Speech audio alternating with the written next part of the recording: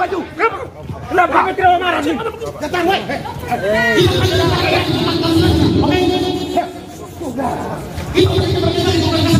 Tugas saudara apa di sini, saya bilang? Pertanyaan saya. Oke. Tugas saudara apa? Diam seperti patung. Kami sangat kecewa, begitu pun keluarga. Saudara Keniko naik kuben logo Stevie ataupun Doni cuma dituntut 2 tahun. Nah ini memang saya tekankan lagi sangat syarat akan kejanggalan karena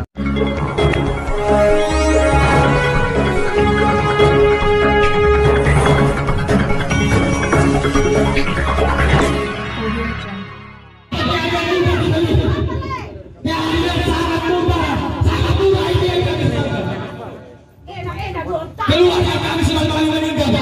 Dia mati sudah tidak layak. Teman-teman punya hati tidak? Tidak salah punya hati tidak? Otak semua bosong sengaja ulur. Ternyata dia berhasil begini. Woi, woi Sambo tuh otak Kalian jangan salahkan negara. Tapi kalian sangat murah. Kalian takut. Kalian lemah dengan kejahatan. Nanti masa mati seperti itu nanti masa Kalian dibeli dengan rupiah. Pasamparan, Kalian tidak dibeli dengan rupiah. Mati sekali. Sangat menguntungkan. Negara hari ini untuk menjelaskan. Kita sebagai masyarakat kecil. Sumpah mati kan dong. Sakit hati. Tangguh kata sakit hati. Demi nama Tuhan. Demi nama Tuhan dan Bu Ana cuti semua mati. Hah? Tanah toh? Hah? Bos Alia. Demi nama Tuhan. Lambe. Rekan-rekan kepolisian sangat tidak saya hormati Masa otak. Jangan berkuih orang yang mencari keadilan. Pukul sudah. Perlu saya sampaikan kepada saudara semua. Kehadiran saudara adalah untuk mengamankan, bukan untuk mengalihkan bertempur yang diperlukan di Kota Kupang.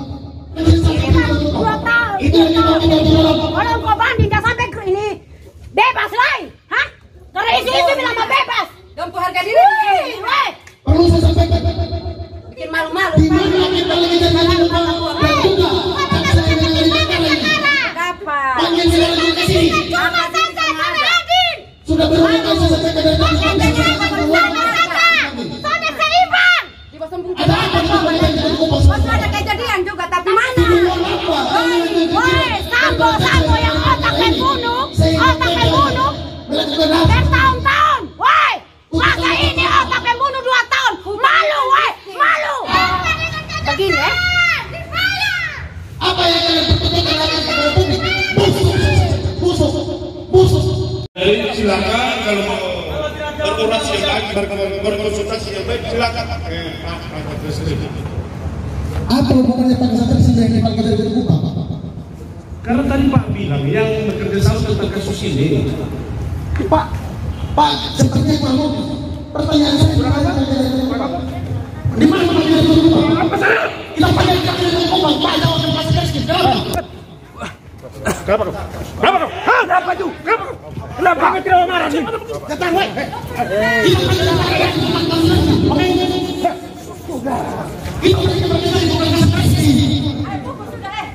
Ya jangan buat aku begitu. Kalau saya pakai kerasan begitu, jangan marah. Coba saya jelaskan ke baik. Kan Pak bilang berkoordinasi. Kan tadi faktanya saya seperti itu.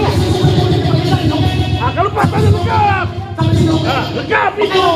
Nanti kalau Pak bilang begitu nanti saya yang berhati. Tapi kalau Pak bilang saya kopi itu penghinaan terhadap saya.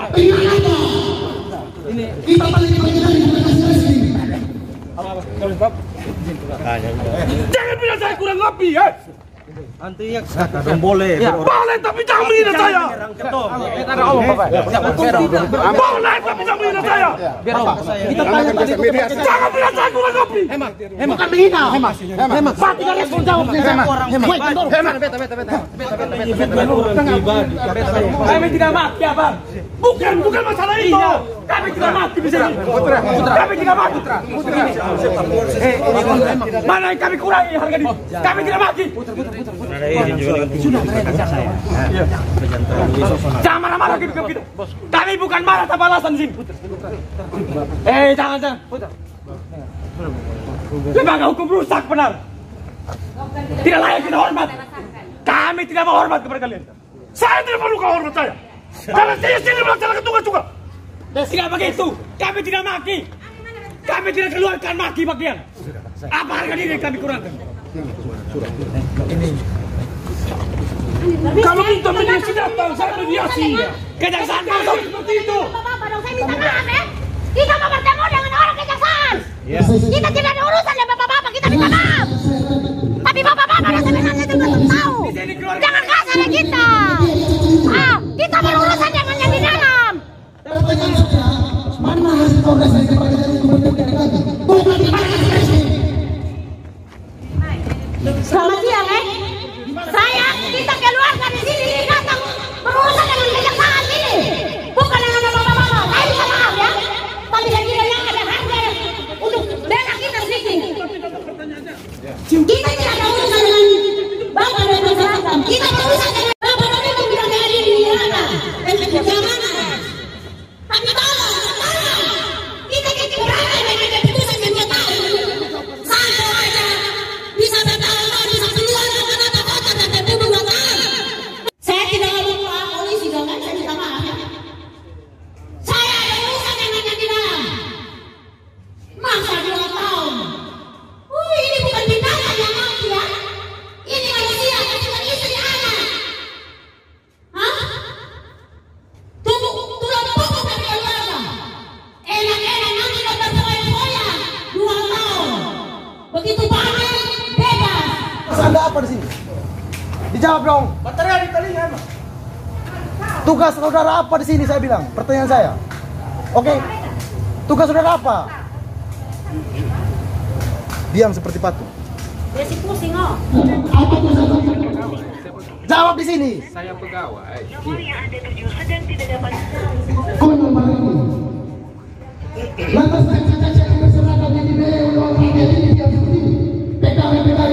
Kenapa? Bapak staf di kantor kerja kalaupun, tapi Pak tidak tahu siapa yang bertugas berkoordinasi di sana. Berdiri bilang staf, supaya dapat ini. Konyol. Aneh. Bicara di sini dong.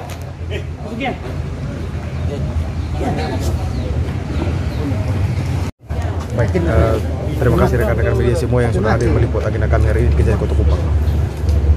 Berkaitan dengan tuntutan yang dibacakan oleh jaksa penuntut umum, ya, itu aneh kalau menurut kami ya, karena berdasarkan fakta-fakta persidangan, berdasarkan keterangan-keterangan ahli semua, ya, jelas pembunuhan ini merupakan pembunuhan berencana. Ada aktor intelektual di balik itu semua. Kalau kita melihat, nah, artinya bahwa kita dapat simpulkan kehadiran ahli yang dihadirkan oleh JPU kemarin tidak ada gunanya, mengesampingkan keterangan ahli, karena ahli sudah jelas mengatakan bahwa ada aktor intelektual di balik semua. Dan menurut pengamatan kita semua, perlu kita ketahui bersama apa yang sebetulnya terjadi, kenapa sehingga terjadi pembunuhan ini. Kan sudah terukur di persidangan itu sebetulnya, ya. Jaksa itu sebenarnya benar-benar harus profesional, ya. Bagaimana ini menjadi cermin integritas bagi masyarakat semua. Jadi kalau kemudian dituntut 2 tahun, yang notabene merupakan aktor intelektual, ya, merupakan sutradara, ya, ini akan menjadi cermin bagi masyarakat dan bisa saja masyarakat menyuruh orang untuk membunuh. Karena nanti bisa saja, kita dituntut 2 tahun saja, mudah saja. Kita bisa bunuh orang saat ini gampang-gampang saja begitu. Jadi kita harus, kejaksaan seharusnya lebih tegas memberikan tuntutan begitu.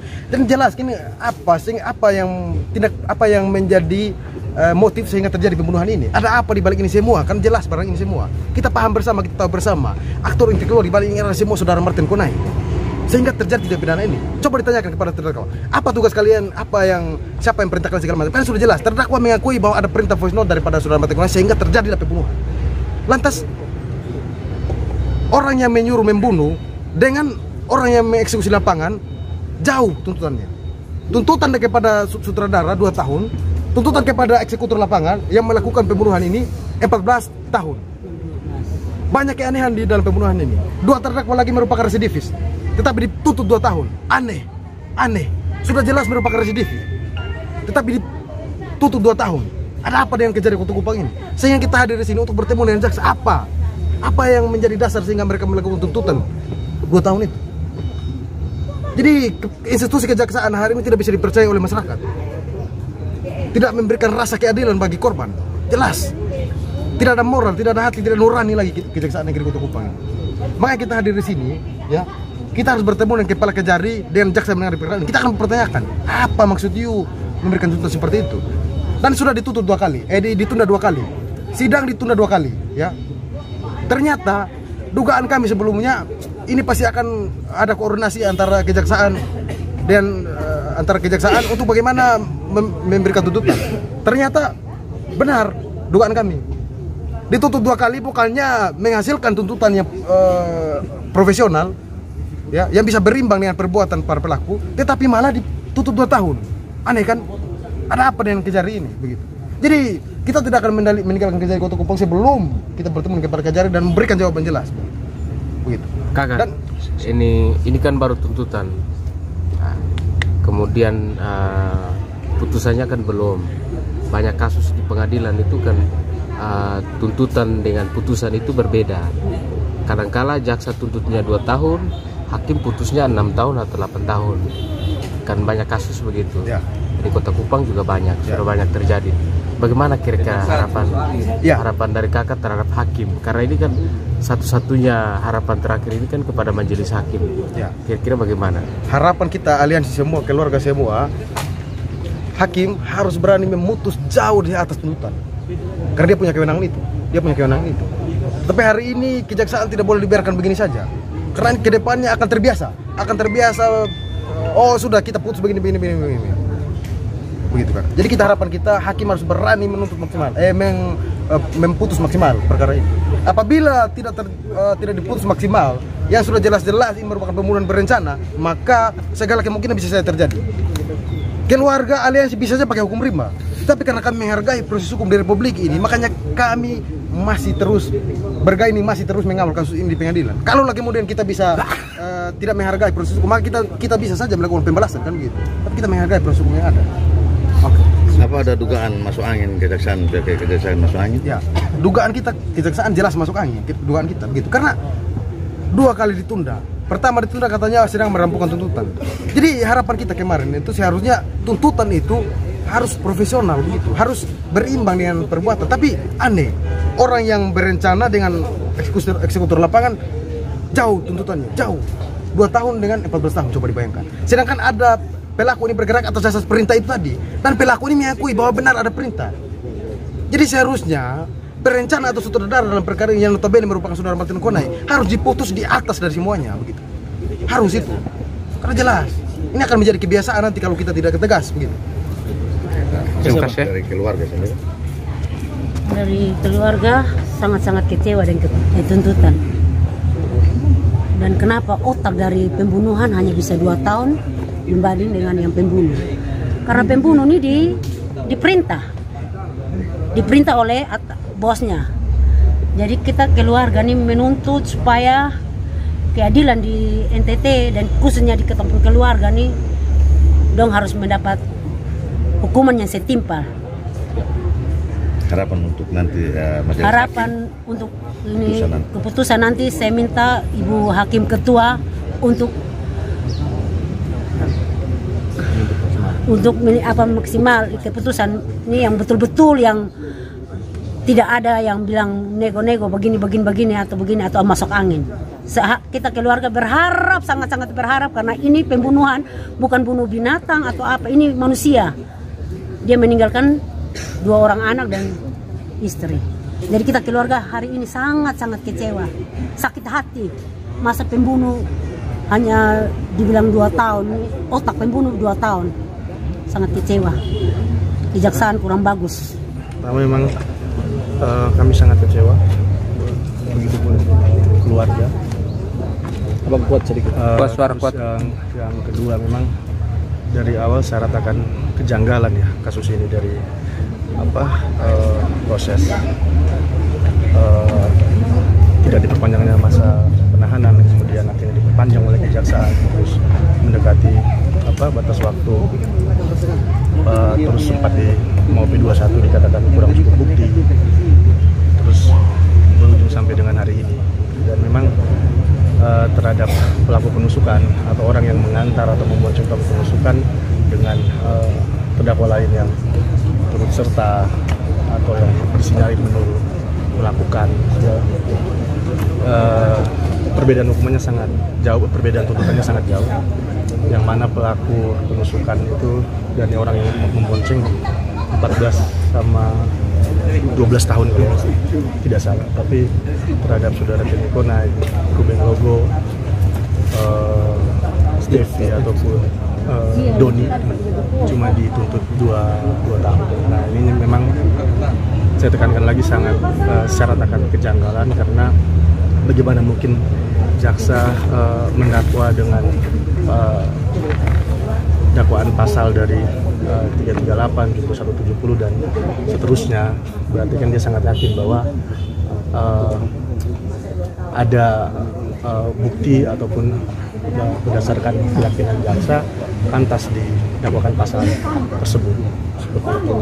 Ditambah lagi kan ada keterangan ahli untuk menguatkan dakwaan atau untuk membuktikan atau untuk menguatkan dakwaan. Jadi kalau seperti ini sama saja buat apa ahli dihadirkan? Karena kan korelasinya dari situ bahwa ada yang disinyalir menyuruh melakukan atau turut serta diperkuat selain dari keterangan atau bukti terkait adanya voice note yang diperdengarkan dengan keterangan para ahli baik dari ahli bahasa ataupun ahli pidana, sehingga ada korelasi antara perbuatan tersebut yang sebelumnya sudah dipersiapkan atau ada perintah dan kemudian diteruskan dari Kenny Konai, dikirimkan ke Ruben Logo, kemudian diperdengarkan kepada para terdakwa dalam hal ini pelaku penusukan. Jadi sangat janggal menurut hemat kami bahwa di sidang pembuktian jaksa menghadirkan ahli dengan sangat yakin dan terlihat sangat tegas keterangan para ahli terkait tafsiran terkait bahasa ataupun terkait suruhan tersebut, terkait perintah, hal yang disebut perintah, ternyata berujung pada tuntutan yang jauh sangat ringan gitu. Jadi memang sangat kontradiktif, jadi wajar kami merasa janggal dan merasa aneh. Ini mungkin termasuk hal baru gitu yang benar-benar membuat kami kaget, prihatin, apalagi perasaan keluarga tidak bisa dibayangkan seperti apa, benar-benar sangat terluka, sehingga tadi mungkin secara respon keluarga merespon tuntutan tersebut dengan berjalan kaki dari pengadilan ke Kejaksaan Negeri untuk minta pertanggungjawaban. Satu lagi yang mau saya tekankan bahwa kami masih mempunyai harapan, karena memang majelis hakim tentunya terhadap kasus pidana seharusnya berpeluang atau bisa mengambil sikap memvonis lebih tinggi daripada apa yang dituntut, selama tidak melebihi batasan maksimal terhadap suatu pasal yang disangkakan atau didakwakan dalam KUHP seperti itu. Jadi tetap kami akan mempertanyakan, kami akan memperjuangkan terkait langkah-langkah apa yang harus kami ambil terhadap tuntutan yang rendah dan mencederai rasa keadilan dan melukai hati keluarga almarhum. Terus yang kedua, kami tetap berharap bahwa majelis hakim sebagai pengambil keputusan final dalam perkara ini masih bisa mempertimbangkan hal-hal lain. Salah satunya seperti tadi yang saya jelaskan, bahwa berani mengambil vonis lebih tinggi daripada apa yang dituntut dengan alasan seperti tadi yang saya kemukakan. Mungkin dari saya seperti itu. Apakah ini ada indikasi bahwa jaksa ada masuk angin atau sebagainya? Ya, sebenarnya saya tidak mau berspekulasi lebih ya, tapi memang kalau melihat dari perjalanan kasus dan berujung pada rendahnya tuntutan kepada Martin Konai, Ruben Logo, Doni ataupun Steffi, terkhususnya kepada Martin Konai dan Ruben Logo, memang menurut saya sangat wajar gitu jika kami patut menduga bahwa ada semacam kesengajaan untuk menuntut hukuman yang rendah. Nah, secara fakta persidangan, secara pembuktian pada saat pemeriksaan saksi maupun mendengarkan keterangan ahli, itu sangat terang dan jelas, dan korelasinya pun tergambarkan secara tegas dan jelas di dalam sidang. Karena kami merasa sangat heran gitu, sangat sangat merasa aneh dan terus terang kecewa gitu. Jaksa buat apa dia menghadirkan ahli untuk apa menjelaskan terkait apa makna dari voice note atau apa pesan suara yang dianggap sebagai perintah ataupun suruhan. Itu yang kami sangat sayangkan. Seakan-akan cuma sandiwara gitu, mau menghadirkan ahli tapi ujung-ujungnya diabaikan gitu. Logikanya atau seyogianya kan harusnya ketika jaksa menghadirkan para saksi termasuk di dalamnya ahli, harusnya itu dengan pertimbangan untuk membuktikan apa yang dia dakwakan. Jadi sama saja coba membuktikan terkait ada perintah atau ada orang yang menyuruh melakukan, tapi menghilangkan itu atau membuat kabur itu di kualitas besarnya tuntutan. Ini kan sangat kontradiktif. Jadi saya mengharap masyarakat Kota Kupang, teman-teman media juga terus mengawal, tentunya dengan memberikan pemberitaan yang bersifat edukatif sehingga contoh kasus seperti ini jangan terulang lagi. Dan kalau sampai kapanpun kami akan tetap perjuangkan, dan kami juga mohon kerjasamanya ataupun atensi dari masyarakat ataupun teman-teman media untuk turut mengawal kasus ini, tentunya dengan berita yang bersifat edukatif. Mungkin dari saya seperti itu. Terima kasih. Tahapan tuntutan dari Jaksa Penuntut Umum dari Kejaksaan Negeri Kota Kupang. Dari 6 terdakwa ini dituntut beragam. Yang pertama dimulai dari Mateus Alang atau Tejo atau Jeto. Dari uraian Jaksa Penuntut Umum itu ada subsidiar yang awalnya tuntutannya pasal 340 terkait dengan pembunuhan berencana. Menurut Jaksa Penuntut Umum tidak terbukti, tetapi di pasal 338 menurut uraian Jaksa Penuntut Umum terbukti, sehingga untuk terdakwa Mateus Alang atau Tejo dituntut dengan 14 tahun penjara. Itu yang pertama. Yang kedua, sama juga dengan Tejo, dalam hal ini terdakwa Marianto Labura atau Ito, dengan berdasarkan fakta yang terungkap di persidangan, menurut uraian yang diajukan dari JPU di dalam surat tuntutannya, itu terdakwa Ito dituntut 12 tahun penjara. Sedangkan untuk Doni Kunai, Stevi Kunai itu dituntut 2 tahun penjara dengan tadi kalau sekilas tidak salah pasal 170 dengan subsidiarnya. Dan terakhir untuk terdakwa Martin Soleman Kunai maupun dengan terdakwa Ruben Logo juga dituntut 2 tahun penjara.